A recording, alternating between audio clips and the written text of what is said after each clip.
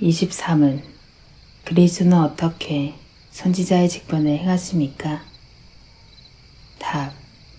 그리스도는 자신의 말씀과 영으로 우리의 구원을 위한 하나님의 뜻을 우리에게 나타내심으로 선지자의 직분을 행하십니다. 해설입니다. 인간사의 모든 궁금증과 염려는 근본적으로 구원에 연결되어 있습니다. 우리의 구원에 대한 하나님의 뜻을 아는 것이야말로 인생의 재반 문제를 바라보는 올바른 관점과 지혜의 근원이 되기 때문입니다. 우리는 그리스도가 우리의 구원을 위한 선지자라는 인식이 약화되지 않도록 주의해야 합니다. 그렇지 않으면 그리스도를 단지 우리의 근시안적 문제들을 해결해주는 존재로밖에 인식하지 못할 것입니다. 신자는 무엇을 하든 어떤 상황에 있든 항상 기뻐하고 쉬지 말고 기도하고 범사에 감사해야 합니다.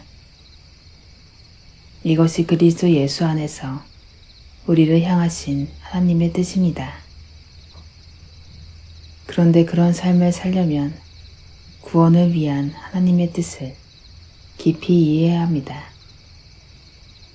그리스도는 선지자로서 바로 그 뜻을 우리에게 전해주셨습니다. 예수 그리스도는 이 땅에 계시는 동안에 말씀으로 하나님의 뜻을 나타내셨습니다. 그 말씀은 마태, 마가, 누가, 요한복음에 기록되어 있습니다. 그렇다면 그의 영으로 나타내셨다는 말은 무슨 뜻일까요? 베드로전서 1장 11절은 선지자들 속에 계신 그리스도의 영이 미리 증언하였다고 말합니다. 즉 그리스도는 구약시대에도 그의 영이신 성령 하나님으로 선지자들에게 나타나셨다는 것입니다. 성령 하나님은 신자들에게 내주하시며 예수님이 가르치시고 말씀하신 모든 것을 생각나게 하십니다. 성령 하나님의 조명과 감화가 없으면 그리스도의 말씀을 제대로 이해할 사람은 아무도 없습니다. 그리스도는 현재도 성령 하나님을 통하여 선지자의 직분을 계속하십니다. 그리스도가 말씀으로써 선지자 직분을 행하시는 것은 객관적이고 외적이고 직접적이라고 할 수 있습니다. 그리스도가 자신의 영으로서 선지자 직분을 행하시는 것은 주관적이고 내적이고 간접적이라고 할 수 있습니다. 여기서 신자들은 어느 한쪽으로 기우는 위험을 피해야 합니다. 그리스도의 말씀이 기록된 성경만을 강조하면 지식주의에 빠져 차가운 논리적 신앙에 갇힐 수 있습니다. 또 성령 하나님의 내적 조명과 감화만을 강조하면 신비주의에 빠져 뜨거운 감성적 신앙에 갇힐 수 있습니다. 우리는 이 두 가지 극단을 피하며 그 사이에서 균형과 조화를 이루어야 합니다. 선지자와 제사장과 왕 직분의 의미에 대해 알아보겠습니다. 구약 성경에서 선지자와 제사장과 왕의 직분 중 어떤 직분이 먼저 소개될까요? 힌트는 나열된 순서에 있습니다. 바로 선지자 직분입니다. 아담과 노아, 아브라함과 이삭 및 야곱도 하나님의 말씀을 받아 자식들과 후손들에게 전한 선지자들입니다. 하나님은 아브라함의 아내 사라를 범할 뻔한 그랄 왕 아비멜렉에게 나타나시어 말씀하셨습니다. 이제 그 사람의 아내를 돌려보내라. 그는 선지자라. 그가 너를 위하여 기도하리니 내가 살려니와 내가 돌려보내지 아니하면 너와 내게 속한 자가 다 반드시 죽을 줄 알지니라. 창세기 20장 7절. 이전에 아브라함은 하나님의 말씀을 듣고 그 가치를 알았기 때문에 자신의 전 생애와 소유를 걸고 하나님이 지시하시는 땅을 향해 떠났습니다. 노아 또한 하나님의 말씀을 듣고 그 말씀을 받아들였기 때문에 오랜 시간을 바쳐 방주를 만들었습니다. 그리고 하나님의 말씀과 자신의 경험을 자식들에게 가르쳐 전했습니다.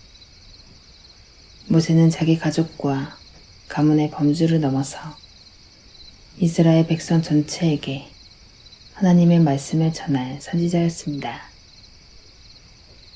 하나님의 말씀을 따라 기름 부음을 받고 첫 번째 제사장이 된 사람들은 모세의 형 아론과 아론의 아들들이었습니다. 물론 그 이전에도 노아와 아브라함, 이삭과 야곱 등이 제단을 쌓고 하나님께 제사를 드렸지만 이스라엘 백성을 대표해 하나님께 제사를 드렸다는 측면에서는 아론이 첫 번째 제사장입니다. 세 가지 직분 중 왕의 직분은 가장 늦게 세워졌습니다. 사무엘 때 사울과 다윗이 기름 부음을 받아 왕으로 세워진 것입니다. 선지자, 제사장, 왕의 직분은 하나님의 형상으로 지음을 받은 사람에게 원래부터 주어진 직분입니다. 하나님은 사람을 만드시며 생육하고 번성하여 땅에 충만하라, 땅을 정복하라, 바다의 물고기와 하늘의 새와 땅에 움직이는 모든 생물을 다스리라 라고 말씀하시며 왕의 직분을 주셨습니다. 또 하나님은 아담을 만드실 때 그 마음에 하나님의 말씀을 기록하시고 금지된 열매를 먹지 못하게 하셨습니다. 아담은 선지자로서 이 말씀을 하와에게 전하고 에덴 동산을 경적하며 지켰습니다. 타락 후 아담의 두 아들 가인과 아벨이 하나님께 제물을 드린 것에서 알 수 있듯이 아담은 하나님께 제사를 드리는 제사장이기도 했습니다. 사람이 지식과 의와 거룩함이 하나님 형상으로 만들어져 지정의를 가졌다는 것은 원래 사람이 선지자와 제사장과 왕이라는 뜻이기도 합니다. 그런데 사람은 죄의 결과로 전 속성이 부패하여 세 가지 직분을 제대로 수행할 수 없게 되었습니다.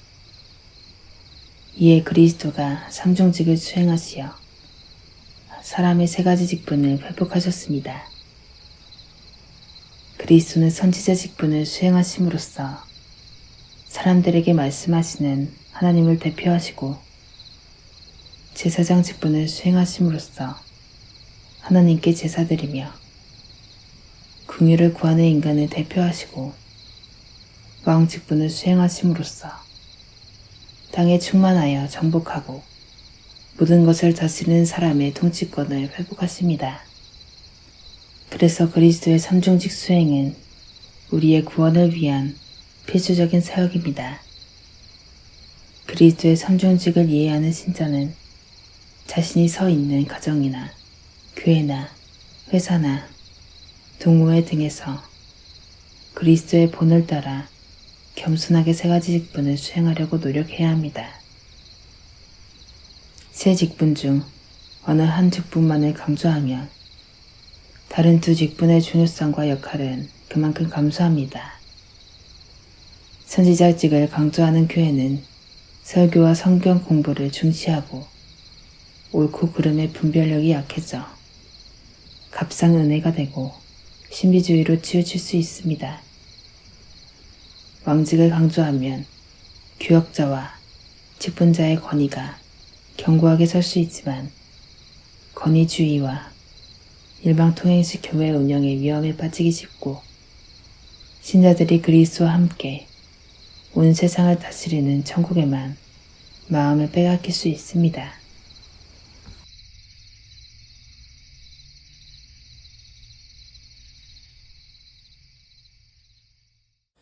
내가 주를 바라오니